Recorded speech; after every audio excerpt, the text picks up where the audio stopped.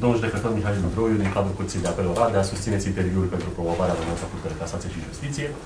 Prima parte a interviului va consta în prezentarea de către dumneavoastră a principalelor repere în activitatea profesională. Cea de-a doua parte va viza întrebări adresate de membrii secției pentru judecători și de doamna psiholog. Vă ascultăm. Mulțumesc mult. Sunt judecător în cadrul Curții de Apel Oradea din anul 2015.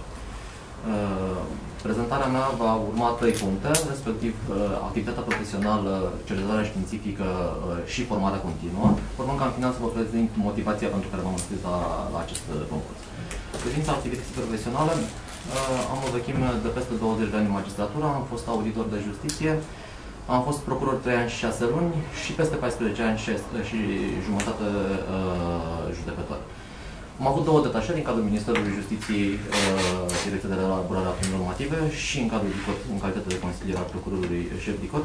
Din ambele detașări am învățat foarte multe aspecte în privința scrisului juridic, în privința modalității de elaborare a actelor normative, procedurilor parlamentare care erau necunoscute pentru mine. Pentru acest aspect ar trebui să fac o pregătire specializată în cadrul Ministerului de Justiție din Franța. În DICOT activitatea a fost tehnică pe aspecte ce țin de legalitate, încercând să dau o viziune de judecător verificării legalității actelor de urmărire penală. În privința cercetării științifice am publicat mai multe studii și articole în reviste din țară, la edituri din țară și din străinătate. Sunt doctor în drept din anul 2011, cu o teză despre administrarea probelor în cadrul procesului penal coordonată de profesorul Nicolae Colonciu, mentor meu și de atunci și din prezent. Formarea profesională continuă. Am participat și în calitate de speaker și în calitate de participant la foarte multe activități organizate de către Institutul Magistraturii sau de către alte școli de magistratură din Europa, precum și la cursurile organizate de către rețeaua judiciară europeană de pregătire a magistraților. Din toate aceste activități, și cred că și în ipoteza în care voi promova la Înalta Curte de Casație și Justiție, acumulările sunt inerente. Nu trăiesc din acumulări, însă cred că pregătirea continuă este adecvată la orice nivel. În prezent urmez un curs online organizat de către Facultatea Harvard pe teme de justiție, curs pe care urmează să finalizez în luna iunie cu examen final. În ceea ce privește motivația pentru înscrierea la acest examen, n-a fost o decizie ușoară. A fost considerând natură personală, considerând profesională. De aceea m-am și înscris în ultima perioadă, în ultima parte a intervalului dedicat înscrierilor.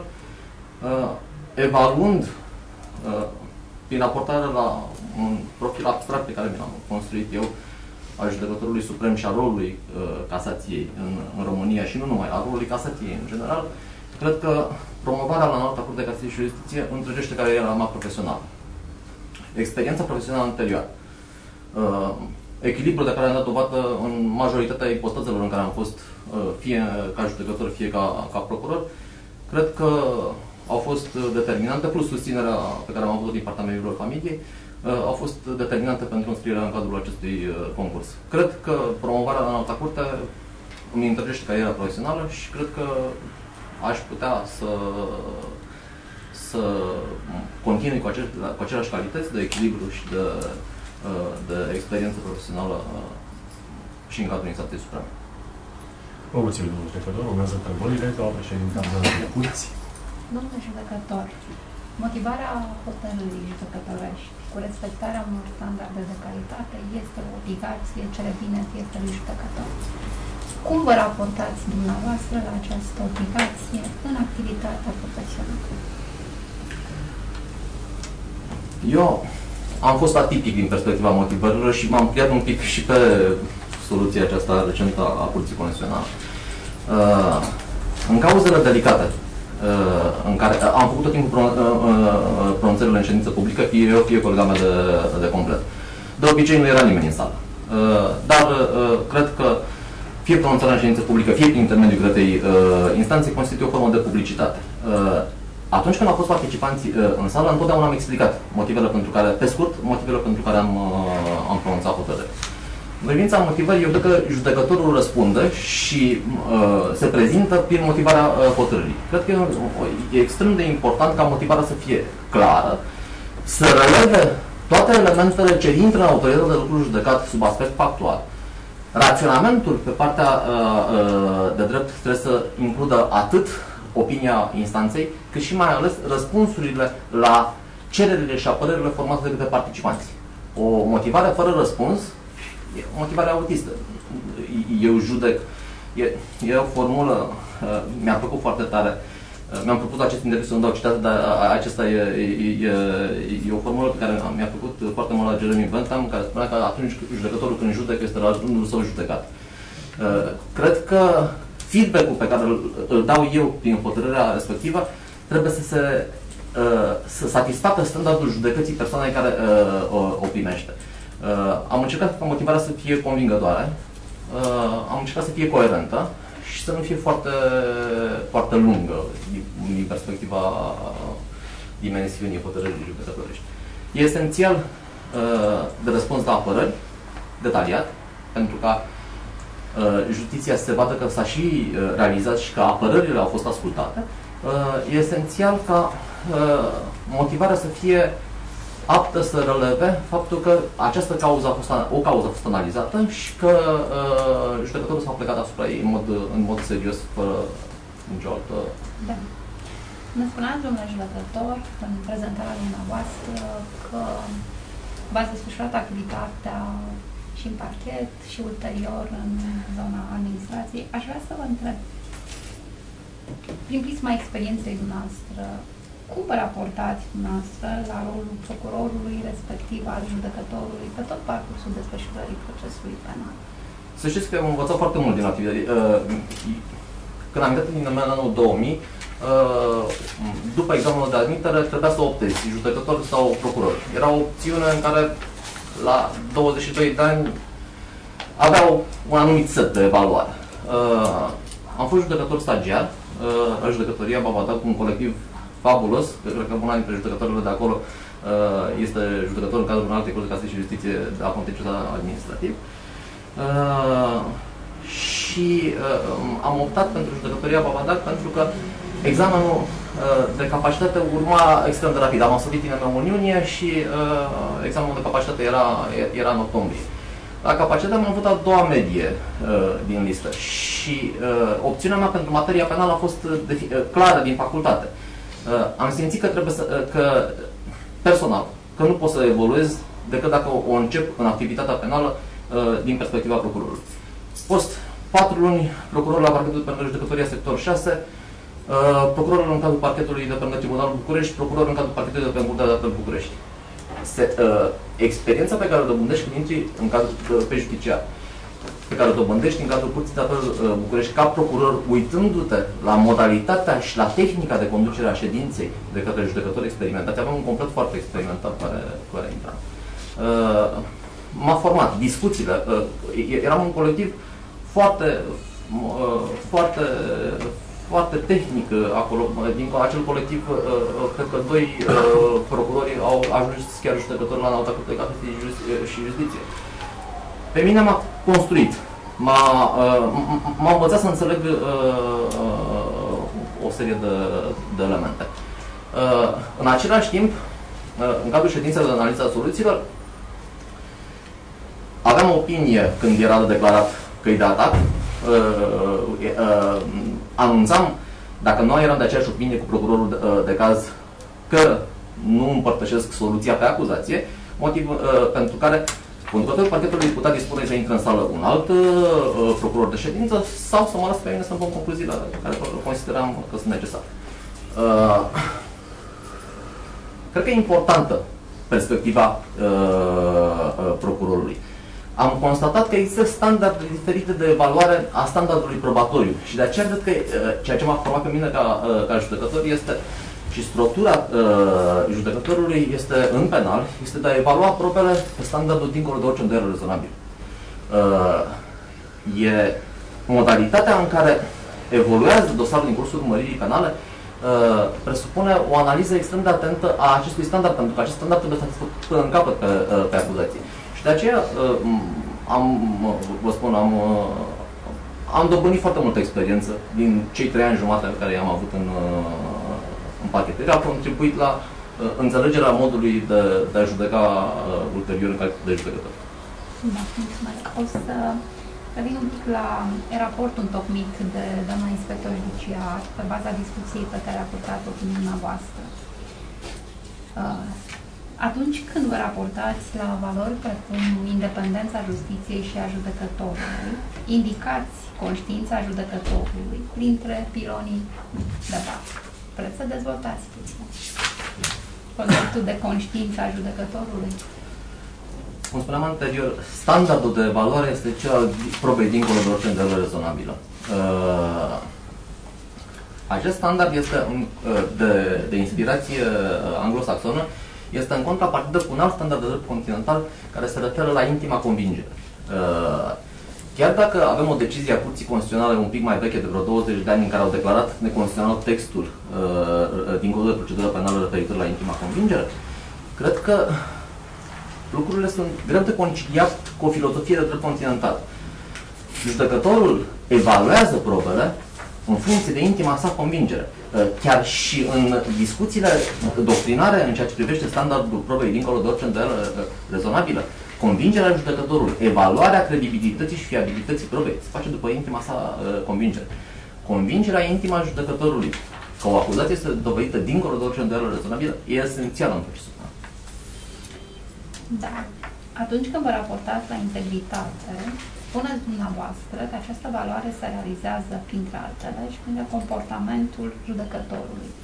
Atât în societate, în general în relații de familie, afinitate, prietenii și relativ la persoanele cunoscute. În concret, domnule judecător, sau necunoscute, cum ar trebui să se comporte judecătorul pentru a rămâne în această linie a integrității, în afara instanței? N-am pledat pentru o insularizare a judecătorului. Cred că judecătorul este conectat la toate elementele ce țin de mediul social. Ce e important este că integritatea eu o percep ca fiind o integritate sistemică și colectivă, astfel încât comportamentul trebuie să fie de asemenea natură, încât să nu afecteze în nicio formă integritatea personală a judecătorului sau integritatea sistemului din care face parte. Astfel, există problema integrității, e o problemă de proporționalitate, e o problemă întotdeauna de echilibru între drepturile judecătorului la viață privată și celelalte drepturi în calitate de cetățean și, pe cealaltă parte, respectarea integrității sistemului judiciar ca ansamblu. Aici este nuanța fină în funcție de care fiecare judecător ar trebui să evalueze și să găsească balansul corect al acestei evaluări.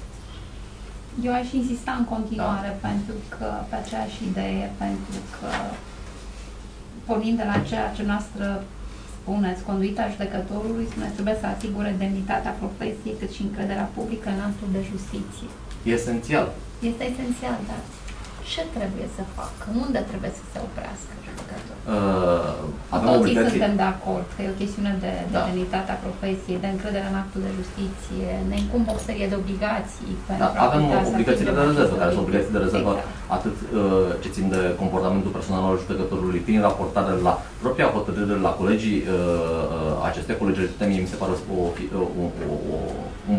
chestiune esențială în activitatea judecătorului.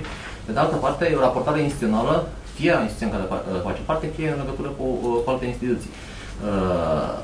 Integritatea poate fi afectată în acest balans prin orice comportament inadecvat, fie în cadrul instituțional sau fie în cadrul vieții personale. Bun, eu tot insist. Da, nu.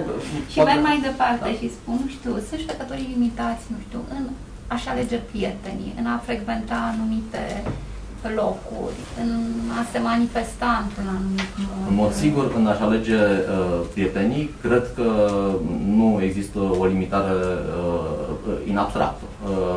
În frecventarea lucrurilor, de adevăr, trebuie să fie o decizie asumată și evaluată în funcție de natura locului în care înțelege să-l frecventeze. Cred că cercul de prieteni trebuie să fie foarte atent ales din perspectiva modului în care o relaționare sub forma unei relații de prietenie poate afecta chiar aparența de imparțialitate sau independență a judecătorului.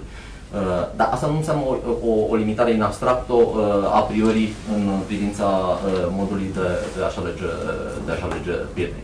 Sunt judecătorii un membru al societății, are o viață normală.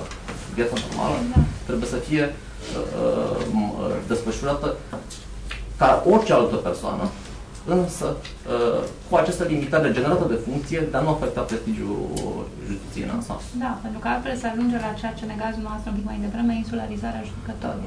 Nu pledez pentru insularizarea judecătorului. Cred că e om. Persoane normale. Nu suntem nici... Avem mai multe calități decât alte persoane, avem o funcție care presupune anumite limitări. Și o responsabilitate imensă. Da. Vă mulțumesc, domnule judecător. Doamna judecătorul, Viena, vă rugăm. Domnul judecător, am lecturat hotărârile dumneavoastră din această procedură și am văzut, sau am format părerea că sunteți un om riguros, dar și exigent. Se consemnează în raport, începând cu 25 aprilie 2017 și în prezent. Sunteți membru desemnat în Comisia de Evaluare a Activității Profesionale a Judecătorilor. În prisma ce am spus mai devreme, cum raportați această exigență la hotărârile colegilor dumneavoastră pe care trebuie să-i notați? Eu nu sunt patul Procust ca să-i raportez la exigența pe care o acord eu. Aleg un standard abstract. Aleg un standard abstract în funcție de deciziile colective pe care le luăm, că suntem o comisie, nu avem o discuție prealabilă, stabilim anumite standarde și în funcție de acele standarde dezbatem. Întotdeauna în comisiile de evaluare a hotărârilor ne-am raportat, nu m-am raportat. Eu am o exigență ridicată personal în motivare, pentru că am și o deformație teoretică, insist mult, asta nu știu dacă e bine sau dacă e greșit, dar și teoretizez, explic normele de drept. Faptul că un alt judecător nu teoretizează problema de drept nu înseamnă că nu are o hotărâre foarte bună. Totdeauna am încercat să clarificăm următoarele elemente. E hotărârea inteligibilă? E scrisă cursiv? Raționamentele sunt coerente ale judecătorului din hotărâre? Eu am evaluat hotărâri și de la judecători din contencios și din civil și... Bun. Am încercat să citesc, să văd dacă eu, nefiind specializat pe această materie, reușesc să înțeleg coerent motivarea soluției dată de judecători. Dacă motivarea era coerentă, punctajul e... Dar întotdeauna discuțiile au fost colegii din Comisia de Evaluare, o doamnă judecătoare specializată în materie civilă.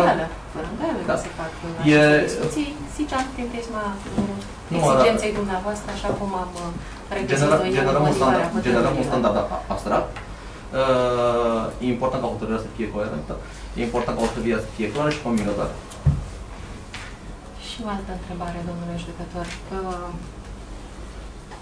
Cum ați primit, dacă s-a întâmplat, sau cum ați primit situația în care, într-o cauză pe care o judecați, avocatul vă invocă o opinie doctrinară care vă aparține, încercând să-și argumenteze situația faptică, situația de drept, cum ați primi-o, cum ați gestiona-o prin prisma calității dumneavoastră de magistrat. Poate s-a întâmplat, poate se va întâmpla. S-a întâmplat. În regulă. În principiu, toată lumea sunt de acord că opiniile exprimate în doctrină nu afectează imparțialitatea. Însă, atunci când problema de drept este foarte delicată și poate depinde de esența soluției, ori de câte ori am văzut în motive de apel, citat o carte de-a mea, sau în care eram coordonator, întotdeauna am precizat în sală. avem niște motive de apel formulate în care sunt citate o serie de lucrări elaborate de mine, personal sau în coautorat. Considerați că există vreun motiv de afectare a aparenței de imparțialitate? Dacă oamenii au zis că nu și vor să-i judec, eu las mai departe. Ori de am văzut că există dubii, am insistat să-mi învedereze dacă această opinie exprimată în doctrină poate afecta standardul de aparență de lipsă de imparțialitate. N-aveam o problemă să fac o declarație de abținere și să evalueze alți colegi. Am înțeles. Acum, iarăși mărturisesc, citind hotărârile tuturor candidaților din această procedură, v-am regăsit citat în considerentele unora dintre ele, la fel, în a-și susține argumentele exprimate. Cred că pe lângă o mulțumire profesională pe care o trăiți, nu știu dacă este așa, nu cred că este cred că este și o apăsare, așa-i? Și dacă este, oare de ce? Ar fi? Știți, eu nu agrez varianta cu citarea doctrinei în hotărâri. Eu am regăsit. Eu personal fac referire generică la problema doctrinară, însă nu uit tot timpul că hotărârea la final este pronunțată în numele legii. Absolut. Fiind pronunțată în numele legii, nu e o opinie doctrinară care... Acum nu vă este în faptul că vă regăsiți în anumite hotărâri judecătorești. Există o opțiune în care cred că judecătorul ori consideră că dacă ar scrie singur motivarea fără să citeze sursa, ar fi o problemă de copyright, deși nu cred că e o variantă, dar există stiluri de motivare diferite. Unii motivează cu citări. Din jurisprudența CEDO, din multe citări din jurisprudența CEDO, uneori prea multe, din doctrină, uneori prea multe. Dacă v-ați uitat pe hotărârile mele, eu nu citesc, pentru că standardul meu este hotărârea să pronunță numele legii. Da? Nu cred că e rolul hotărârii judecătorești să fie încărcată cu citări. E important să fie în principii, în analiză pe fond, dar nu, adică eu nu întemeiesc hotărârea pe autoritatea soluției pronunțată de către un autor sau de către... Da. Pot să existe soluții. Am pus aceste întrebări pentru că am regăsit aceste situații și din cauza asta am vrut să vedem care sunt opinia dumneavoastră.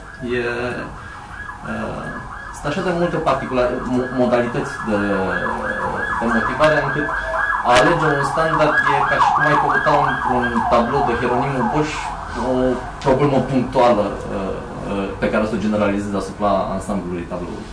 Da. Și o ultimă întrebare, pentru că în punctul de vedere pe care l-ați exprimat, v-ați raportat la cei de 3 de ei, da. Așa ați spus dumneavoastră. Cum vedeți, prin prisma judecătorului Udroiu, aspectul imparțialității? E o componentă intrinsecă a dreptului la proces echitabil. Dincolo de discuțiile de imparțialitate subiectivă sau obiectivă sau funcțională sau personală depusă de către instanțele europene, cred că justiția trebuie să se vadă că este făcută. Astfel că orice persoană informată, de bună credință și onestă, care participă într-o ședință publică de judecată, trebuie să aibă convingerea că în o cauză particulară justiția a fost realizată. Drepturile fundamentale fac parte din structuri supraconstituționale. Mi se pare că cel mai mare pericol în activitatea fiecărui judecător, fiecare procuror, este să gorești de conținut substanța unui drept cu valoare supraconstituțională. Vorbeam de articolul 6 din Convenția Europeană a Drepturilor Omului, care chiar în primul aliniat vorbește de dreptul la tribunal independent și imparțial, făcând o legătură esențială între independență și imparțialitate. această convenție cu jurisprudența curții, eu o percep ca formând un corp supraconstituțional a cărei respectare e obligatorie pentru absolut orice judecător. Iar prudența în desfășurarea activității, n-ai nicio satisfacție să pronunți o hotărâre dacă există discuții în legătură cu lipsa de aparență de imparțialitate a judecătorului. Eu sunt prudent pe zonul acesta. Prefer să-mi evalueze altcineva situația de raportare la standard decât să mă autoevaluez eu atunci când există discuții. În practică n-au existat. Adică singurele declarații de abținere pe care le-am făcut era fie că a fost soția mea judecător în prima instanță, fie că în căile extraordinare de dată pronunțăsem eu hotărârea în apă. N-am avut alte ipoteze de declarații de abținere. Mulțumim. Dacă mai sunt întrebări, domnul judecător Baltac? Da. Spuneți, domnule judecător, că această candidatură vă întregește cariera profesională. E vorba despre dumneavoastră. Dar pentru societate, ce reprezintă? Ce credeți că reprezintă această candidatură dumneavoastră? Reprezintă ceva?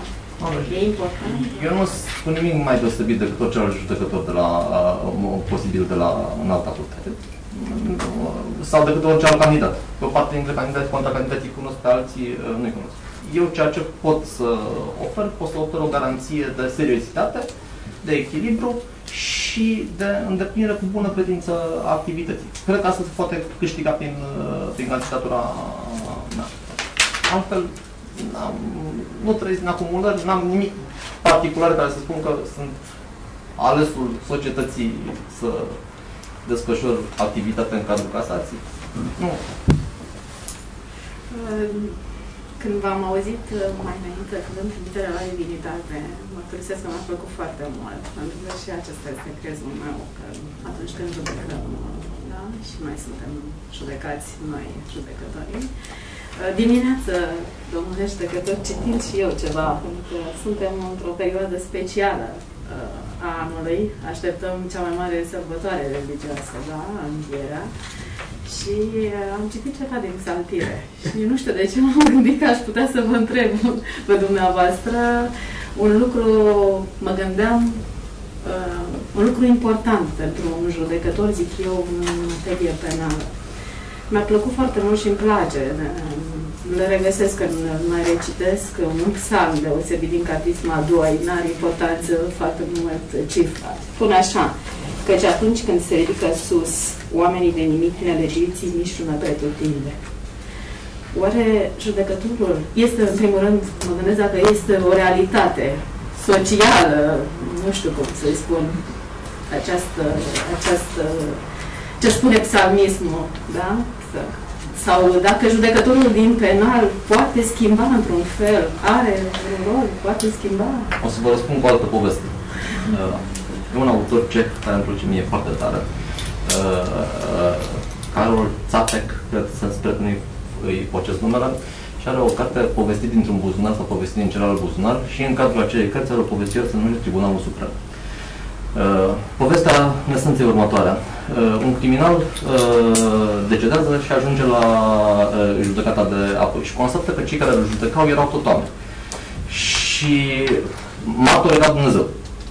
Și spune, zice, Doamne, vorbește cu martor, zice, Doamne, da, eu mă așteptam să fiu judecat de către tine în judecata de apoi. Iar răspunsul divinității este, eu cunosc totul despre tine.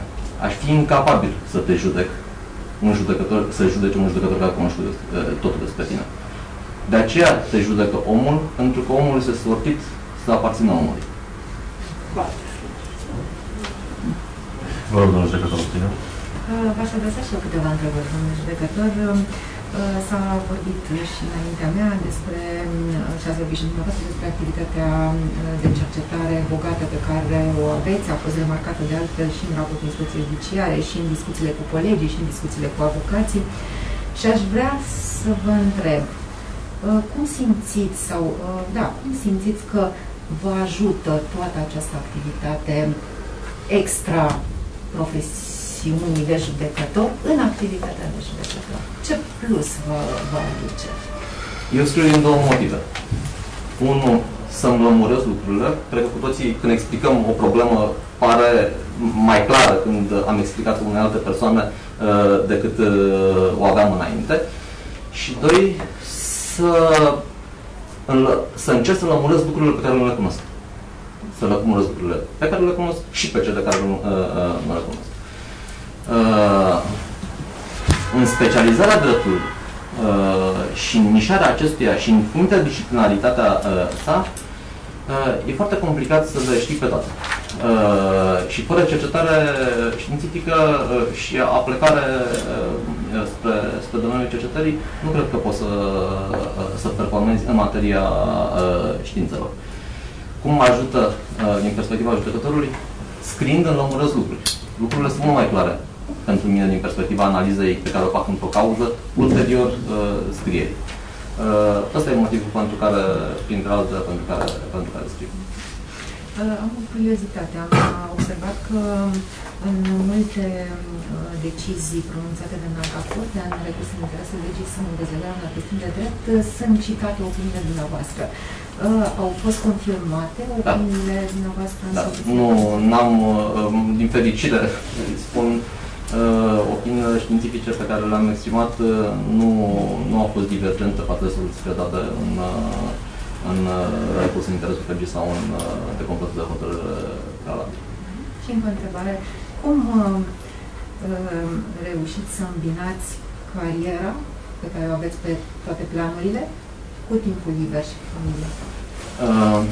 Scrisul e o problemă de constanță. Eu dacă nu scriu o săptămână, următoarea săptămână îmi ia cel puțin primele 3 zile să-mi intru în modul de scris. Sunt organizat în sensul că scriu dimineața, între 5 și 7 dimineața, când e liniște. Mă trezesc de obicei undeva în jur de 5 fără un sfert, scriu în perioada în care e liniște în casă. Citesc seara și când citesc am încercat să dezvolt reflexul acesta și la copii, în sensul că atunci când citesc eu și pe ei lângă mine, spunându-le că tata iubește cel mai tare să citim împreună. Și în acest context citim împreună, pe lângă celelalte activități pe care le facem, adică merg la teatru cu ei, ei urmează cursuri de teatru, fac gimnastică, îi duc, îi iau, dar scrisul este când e liniște, constant și întotdeauna dimineața. Mulțumesc.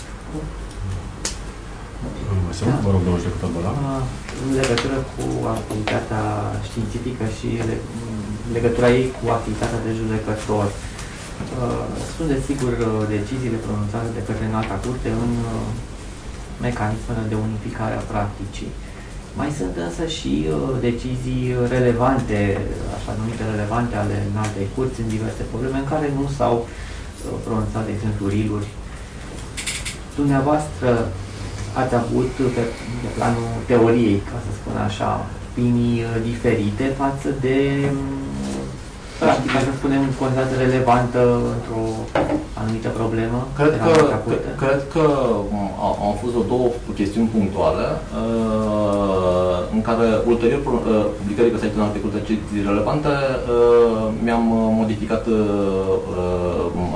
textul din carte, arătând toate nuanțele acestui aspect. Eu cred că rolul intrinsec al instanței supreme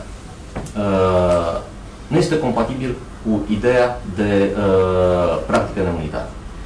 Cred că atunci când instanța supremă apreciază că o decizie este relevantă, indiferent de ponderea cu care se ia, pentru că cunoașteți și dumneavoastră că deciziile relevante nu sunt luate toate cu 25 în 25. Unele sunt mai la limită, unele sunt... Dar cred că rolul meu ca judecător este nu să potențez discuția despre corectitudinea sau incorectitudinea deciziei relevante a Înaltei Curți și să contribui la unificarea practicii. Cred că, înțelegând rolul instanței supreme, chiar și ca judecător de tribunal, de curte, de apel, în orice formă, cred că e important să oferi în doctrină un suport științific în vederea unificării practicii. Eu nu trăiesc din acumulări și nici nu sunt, nici nu mă înțepenesc un proiect într-o anumită soluție.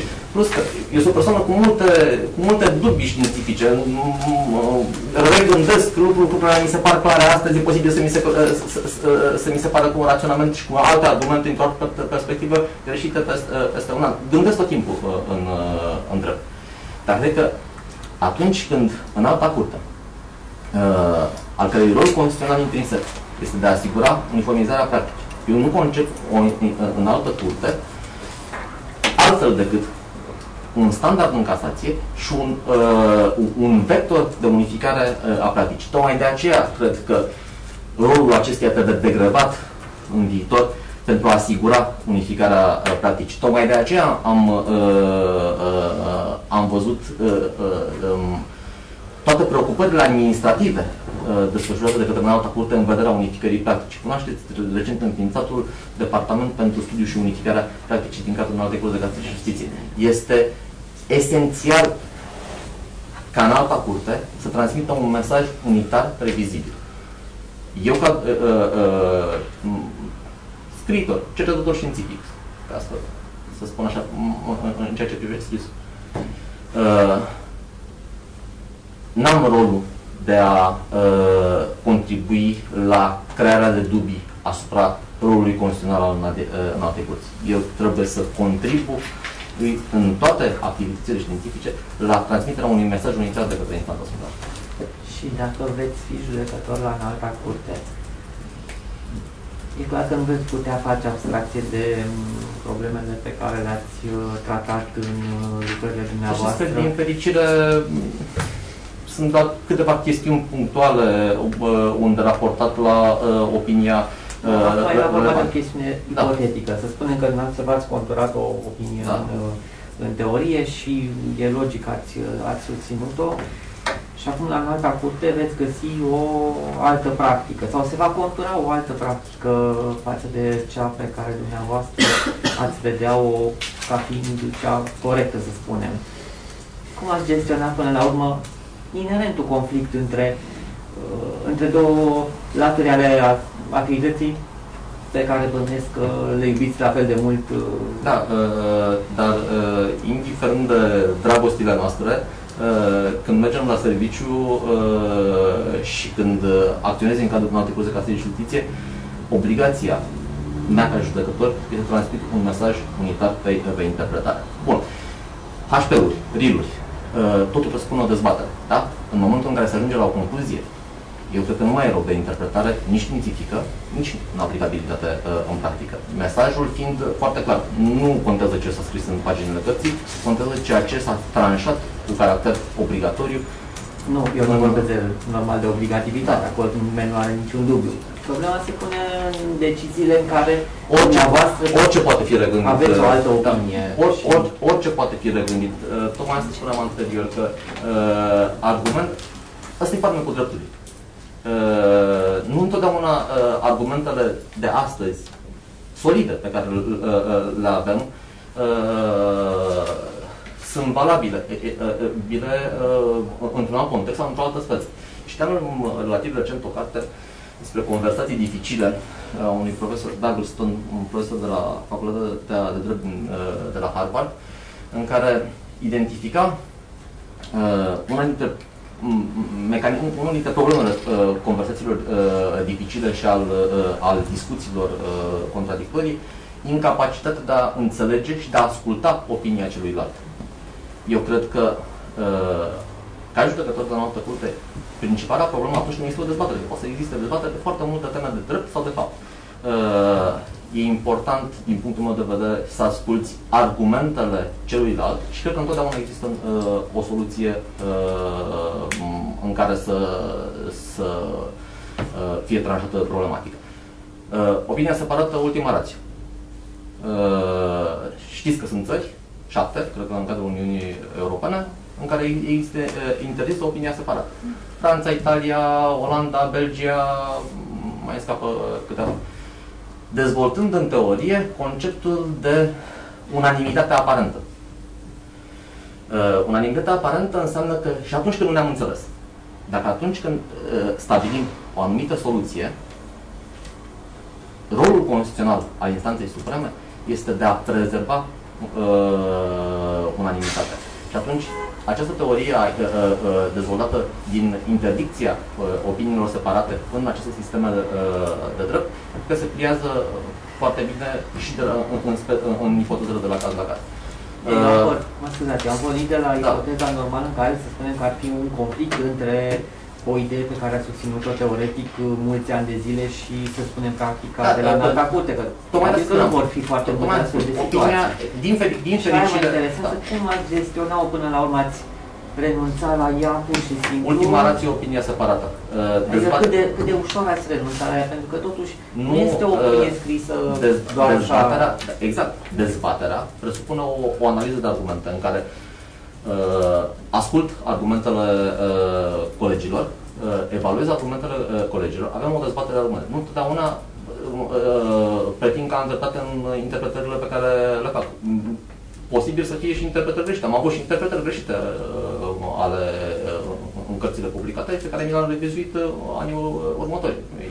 Calitatea importantă este să recunoști când greșești, nu să o ții pe soluția greșită.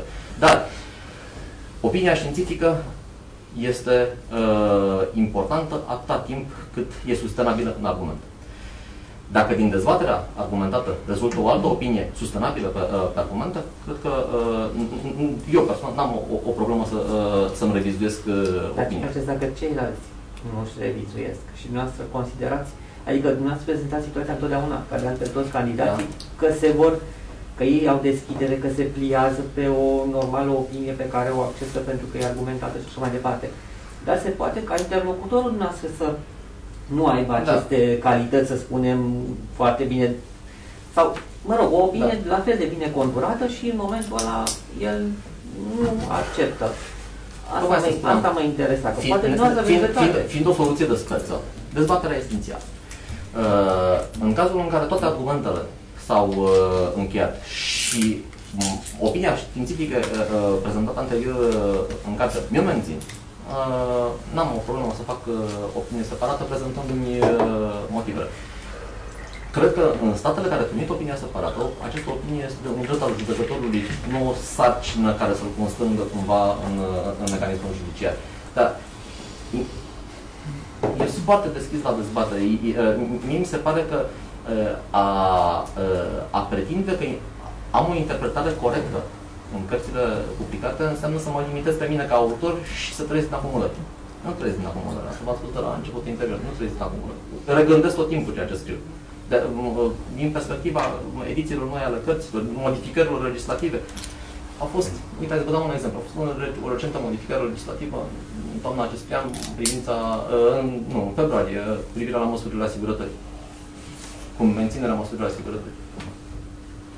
Frumos textul, că poate se verifică și în cursul urmăririi penale sau în cursul instanței, fără procedură. Dezbaterea poate să fie deschisă pe acestea. Aici n-are nimeni. Nu poți să găsești pe cineva care să aibă dreptate. Dar cred că esența este flexibilitatea și dezbaterea. Dacă nu e o soluție obligatorie, dacă nu este decizie de principiu a alte curți, discutăm până ajungem la o soluție. Nu se ajunge la o soluție, bine să pară. Și o să vă spun ceva, domnule director. Într-un interviu recent, un reputat profesor universitar ne-a adresat nouă celor din materie penală un reproș voalat. Și am notat așa ca să nu greșesc. E vorba de domnul profesor Valeriu Stoica. Și spune așa: magistrații, fie ei judecători sau procurori, ar trebui să înțeleagă mai bine fenomenele economice pentru a face distinție clară între ceea ce ține de logica afacerilor și ceea ce ține de fenomenul corupției. În absența acestei distinții, există riscul inhibării inițiativei private și nașterea unor suspiciuni privind descurajarea capitalului românesc. Credeți că are dreptate? Puțină, mai multă, deloc? Cred că ceea ce pune în discuție profesorul Stoica până din perspectiva persoanei specializate și practicantului, în special în consultanță, în materie de drept privat, pune problema delimitării fine între ceea ce poate să fie un factor inhibitor asupra economiei și un comportament penal. Noi suntem într-o zonă relativ de încercări în interpretarea ipostazelor penale pe care le-ar putea avea anumite comportamente acceptate instituțional de către corporațiile care fac investiții în România. Pentru că due diligence-urile făcute în cadrul corporațiilor, practica firmelor mari de consultanță se poate lovi de riscul penal pe care ei întotdeauna îl relevă în cadrul unui document, generat de interpretarea anumitor norme sau de standardele legislative. Bun. Ce e esențial ca mesaj transmis? Cred că e un mesaj de uniformizare a tipului de raționament. Cred că e un mesaj de deschidere a minții către modurile de interpretare și de armonizare a practicilor comerciale cu disciplinele care pot să cadă în sfera ilicitului penal. Și cred că e mesajul specialistului în privat care vede riscuri ori de câte ori vorbește cu un client care încearcă să importe un comportament social acceptat din țara de origine într-o altă țară. Dar există o tendință oarecum punitivă în domeniul acesta, atât din punct de vedere legislativ, cât și al mentalității noastre? Știți că am cercetat un pic dreptul comparat în materie, dar nu neapărat din perspectivă legislativă, ci din perspectivă jurisprudențială. Cred că soluțiile date de către, în general, pe limbile pe care le vorbesc, am cercetat jurisprudența franceză, am cercetat jurisprudența în general de drept continental, pentru că experiența de common law e o altă filozofie și nu știu dacă totdeauna fiabilă pe un sistem de drept continental. Perspectiva mea este că suntem într-un sistem în care vedem infracțiuni peste tot. Și nu știu dacă e ok. Eu cred că nu poate să fie faptă în Franța sau în Belgia, să nu fie faptă în Franța și în Belgia același comportament care poate fi considerat ca urmare a unei interpretări chiar constante faptă în România, în absența unei norme clare și în absența unei norme care e dezvoltată, în absența unei interpretări unitare generate de către obligatorii de către în alta curte și generate de la caz la caz. De aceea, perspectiva, eu văd prea multe infracțiuni în România din modul în care s-ar putea interpreta și cred că asta e și o problemă asupra încărcării rolului instanțelor sau al pachetelor, pentru că în special când e vorba de comportamente economice în materia dreptului concurenței, în special când discuți de achiziții publice sau de dreptul urbanismului, lucrurile spre abuz în serviciu o să pară la o limită fină.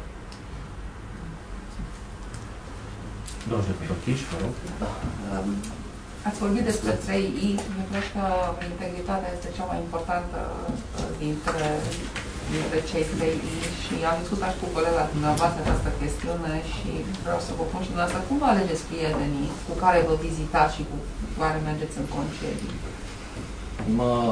Eu am prieteni constanți din facultate. Am și prieteni constanți din copilărie. Eu am copilărit în Craiova. Am făcut liceu în Craiova, am venit la facultate în București. Majoritatea prietenii mei sunt din perioada liceului și a perioada facultății. Nu am foarte mulți prieteni noi, chiar puțin. Nu că nu ies foarte des, nu socializez foarte des. Nu, prefer cercurile constante și cercurile, dacă s-ar putea să nu fie foarte mulți juriști în cerc, mi-ar plăcea și mai mult. Am prieteni artiști, am prieteni din liceu, am prieteni doctori, am prieteni discuțiile mi se par captivante cu cei din alte materii, dar nu n-aș putea să vă spun cum aleg, că nu prea aleg. Am cer constant. Aveți și prieteni judecători? Da. Păi, am făcut facultatea împreună. Să vedem cât lărgim. Da, nu, am făcut facultatea împreună. Da. Unii au optat pentru procuratură, alții cred că avocatură. Am foarte mulți prieteni care fac doar, au probabil cele mai mari firme de consultanță din România, multinațională.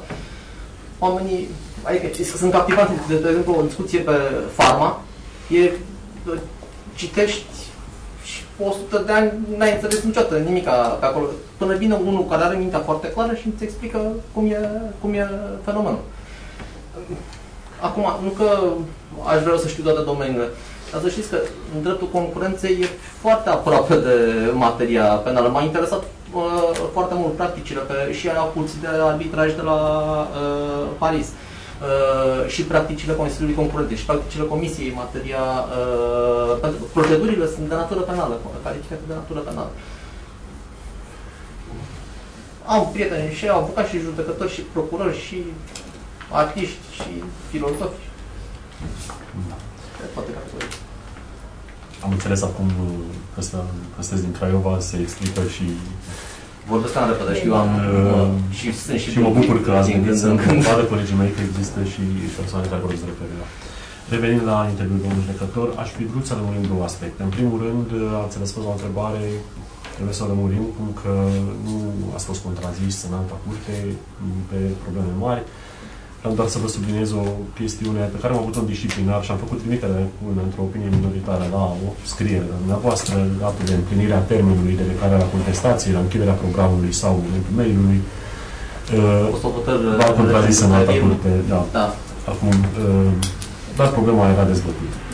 Vreau să mă întreb cu asta alte aspecte decât cele care v-au întrebat colegii mei și am reținut din prezentarea noastră, sunt lucruri pe care trebuie să le lămurim în termenul va fi public. Da.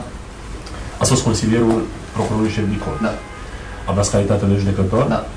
Și vreau să întreb lucrul acesta. Știți bine că în alte situații au existat și proceduri disciplinare în legătură cu o astfel de relaționare. Procuror șef direcție, judecător consilier. Da. De ce simte nevoia un judecător să ducă consilier la un procuror șef direcție, procuror general?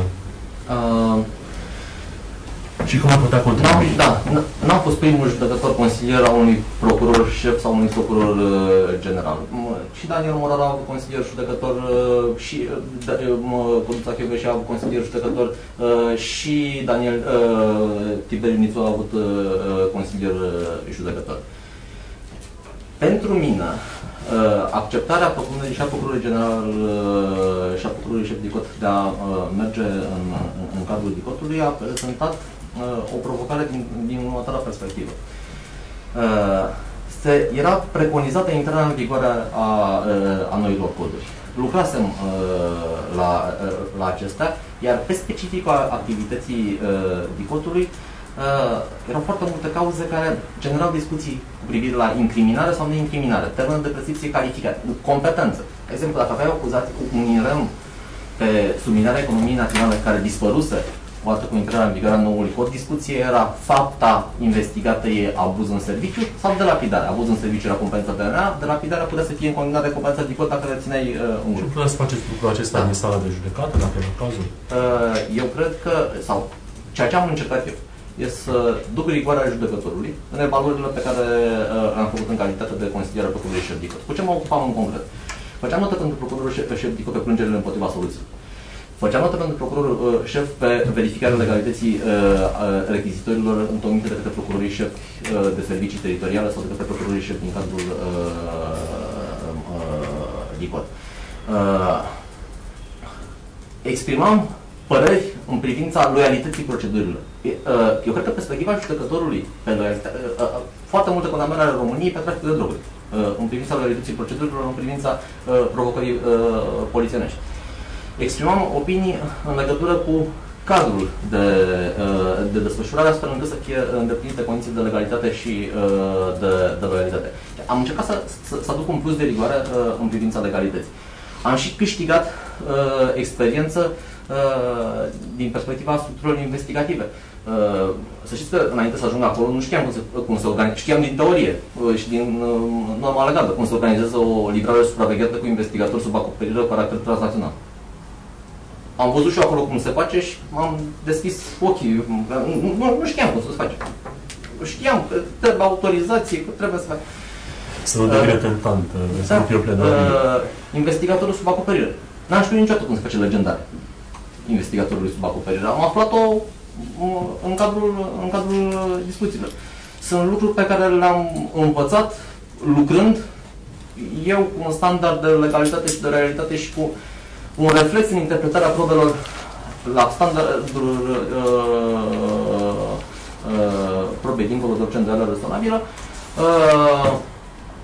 încercând să evidențiez riscuri sau posibile riscuri. Bun, acum, dacă procurorul de caz sau procurorul șef de și instituția, opinia mea era o problemă. Și această calitate, acesta era scopul urmărit, pentru că vreau să lămurim. Și mai vreau să vă întreb, domnul judecător, despre ideea, ați ratat pe larg și am citit cu atenție pledoaria noastră, cei 3 I, ce rol are aparența în evaluarea externă a fiecăruia dintre cei 3 I. E esențială aparența. Justiția trebuie să se vadă că este făcută. Degeaba cred eu că mi-am îndeplinit toate atribuțiile și că am fost independent, am satisfăcut standardul de independență internă, am satisfăcut standardul de imparțialitate funcțională și personală. Sunt integru. Dacă percepția despre modul în care am desfășurat actul de justiție a fost, dacă vă uitați în raportul inspecției, am avut 6 sesizări la inspecția judiciară pe soluțiile, pe natura soluției. Nimeni n-a sesizat vreodată comportamentul meu sau faptul că aș fi lansat din atitudine, din modul de conducere și din modul în care am discutat cu participanții. Bine, nici dacă ar fi existat, că totuși există o soluție. Da, nu se poate plânge de orice. Eu am fost și surprins de sesizările la inspecție că l-am condamnat pe un inculpat. Și condamnarea e o soluție. Da. Vorbeam despre aparențe pentru că știți bine discuțiile din trecut propagate prin raportare la calitatea judecătorului de înaltă curte, calitatea de judecător, avut în anterior numiri și a existat propunerea, au existat, aceasta este realitatea, judecători de la înalta curte, pentru prima oară numiți, din funcția de procuror, unul dintre ei chiar consilieri de procuror general sau procuror șef direcție. Da. Cum s-ar vedea, sau cum vede domnul judecătorul Droiu situația aceasta din exterior, dacă, nu știu, aici face un exercițiu de imaginație că nu suntem parte din sistemul judiciar? Acum, știți ce e important? Din perspectiva doar a aparenței, pentru că pe fond... Mie mi se pare importantă evaluarea individuală. E foarte complicat să dai un răspuns in abstracto, a priori, tranșant. Doamne, în limita legalității se poate, da? Bun. Cred că evaluarea trebuie să fie de la caz la caz. Eu cred că ceea ce contează este experiența profesională. Eu nu cred, eu v-am spus anterior, eu am învățat foarte mult din structurile de parchet în care am funcționat. Amintesc când eram procuror tânăr, aveam 26 de ani, lucram în parchetul Curții de Apel București. Niște procurori cu experiență, cum erau procuror George Băneam, cum erau Liviu Dăscălescu, învățai numai din modul în care se raportau în discuție sau din cum se poziționau. De asta vă spun, cred că... Totuși, cum ar gândi o persoană în exteriorul sistemului judiciar, văzând că judecătorul care îl judecă a fost consilierul procurorului, din echipa căruia a plecat rechizitorul, să zicem. Și ieri a fost așa și astăzi îl judecă. Acum, având în vedere situația ce că e obligație, dacă există un risc, obligația judecătorului să se abțină. Nu văd o incompatibilitate între faptul că am fost procuror înainte, indiferent de... Asta vreau să spun sub nici acolo. Da. Din perspectiva aparenței unui judecător, pentru că pe fond suntem de exact, nu, da. Cred că e important. Ca oamenii să știe cine îi judecă. Da? Bun.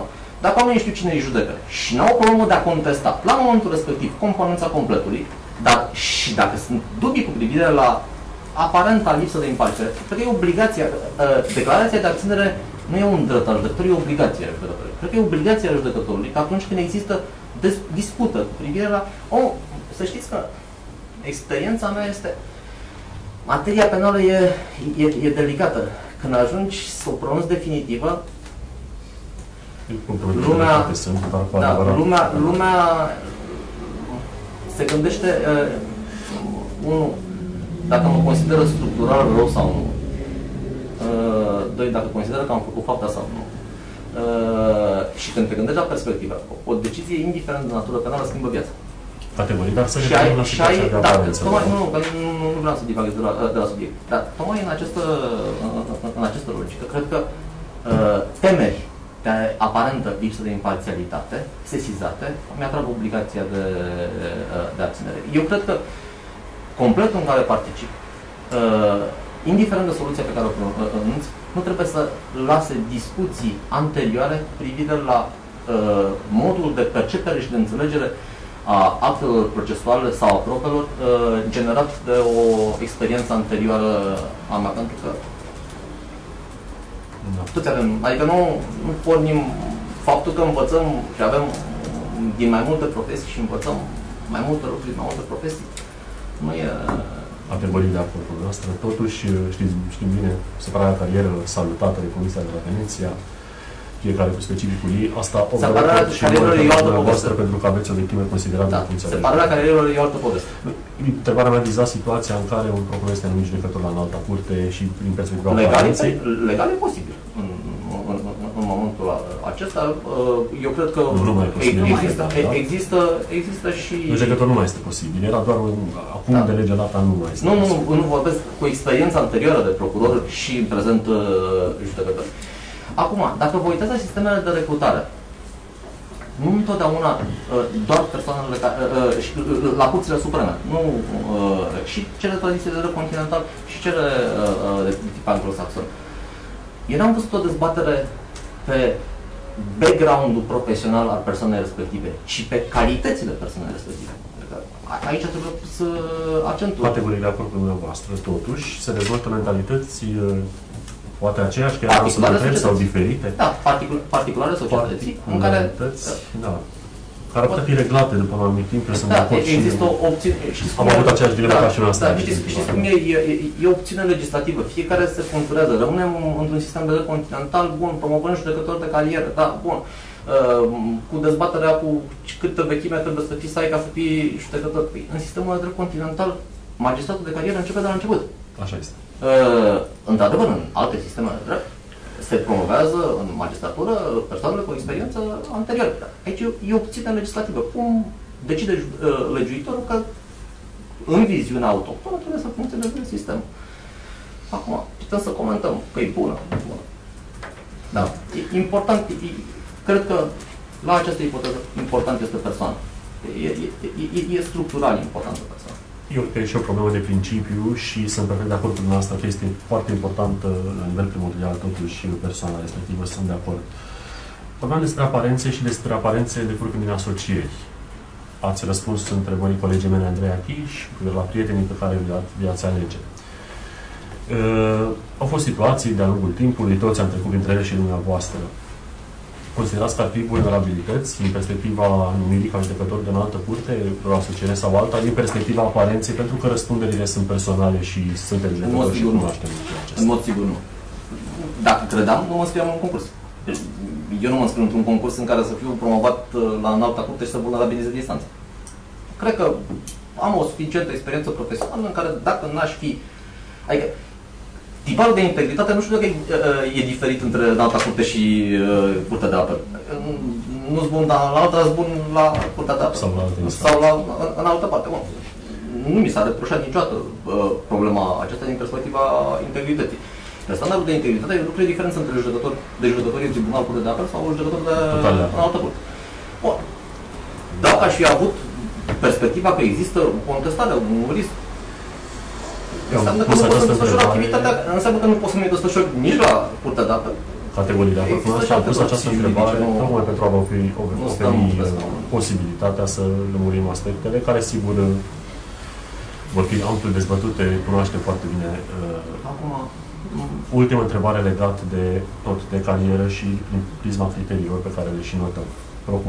Procuror la curte la 26 de ani, procuror din nou, consilier la ministru, am înțeles, sau N-am fost la ministru, procurorul șef Dicot, iertați-mă, o viață la București, judecător la Tribunalul Bihor la Oradea, la Curtea de Apel la Oradea, în partea cealaltă a țării, înapoi în București, familial vă este greu?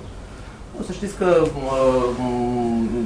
soția m-a impulsionat să-mi depun candidatura pentru un alt acord. Am discutat aspecte de natură personală. Orașul de e unul dintre cele mai frumoase orașe din România.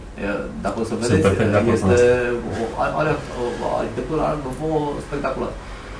Un oraș în care într-un sfert de oră câștigi o oră, că Ungaria e cu o oră înapoi. Și care e conectat în momentul ăsta de toate, prin autostrăzi, cu toate... Bun. Între Oradea și București, cred că e mai aproape cu avionul decât între Pitești și București. Eu sunt de acord cu dumneavoastră. Dar, nu, am antamat toate problemele și ca să vă dau o dovadă concretă, copiii mă așteaptă la Muzeul Antipa. Acum sunt cu mine în București, mă așteaptă la Muzeul Antipa să răspund ce am făcut la interviu. Eu vă mulțumesc pentru răspunsuri, dacă are și la alt psiholog întrebări. Da, v-am urmărit cu foarte mare atenție. Era să zic că nici nu mai știu să vă întreb, dar o să vă întreb. La începutul prezentării dumneavoastră ați folosit o sintagmă motivare autistă, ați putea să explicitați mai clar că să... Haideți să revenim, vă rog, la această, pentru că a fost o sancțiune în spațiu public și să nu... Asta vreau să spun și că... Cred că ne felicită. Da, ok, da, în regulă. Atunci o să vă întreb atunci când mă gândesc la pe parcursul carierei noastre profesionale, noastră aveți standarde destul de înalte, de atitudine, de comportament, de rezultat. Cum vă raportați la cei care nu reușesc să ridice la nivelul standardelor dumneavoastră? Acum, să știți că ce facem noi la serviciu nu ne marchează structural. Eu cunosc și judecători care acordă o atenție, nu o atenție adecvată activităților, dar care au o perspectivă și o experiență de viață spectaculoasă altfel și modalitatea de relaționare e perfectă. Nu, v-am spus la început, nu e o... care nu împărtășesc stilul de lucru, să zicem, care au un stil de lucru diferit, să zicem, față de dumneavoastră. Suntem unii, nu... Stilul meu de lucru... Eu mă trezesc la 5 dimineața, scriu până la 7 dimineața, da? Bun, altă lume e nocturnă, e noaptea. Suntem variați, nu... Adică nu e o acțiune de respingere a celor care nu se pliază pe modelul nou. Am înțeles. În regulă. Asta a fost întrebarea. Mulțumesc frumos. Domnul judecător, vă mulțumim mult, o zi frumoasă, succes în activitate, vă așteaptă copiii în povățție. Chiar mă aștept. La revedere!